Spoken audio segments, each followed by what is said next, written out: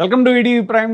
వీధి కుక్కల మీద అంత ప్రేమ ఉంటే ఆ కుక్కలకి మీరే ఆహారం పెట్టండి, మీ సొంత ఇంట్లోనే ఆహారం పెట్టండి అంటూ ఒక జంతు ప్రేమికుడి మీద అసహనం వ్యక్తం చేసింది సుప్రీంకోర్టు ధర్మాసనం. వీధి కుక్కల్ని ఎక్కడ పడితే అక్కడ పెంచి పోషిస్తున్న కారణంగా రోడ్లపైన చిన్నారులు, వృద్ధులు, అలాగే మహిళలు ఒంటరిగా వెళ్ళలేని పరిస్థితి దాపురించిందని సర్వోన్నత న్యాయస్థానం అసహనం వ్యక్తం చేసింది.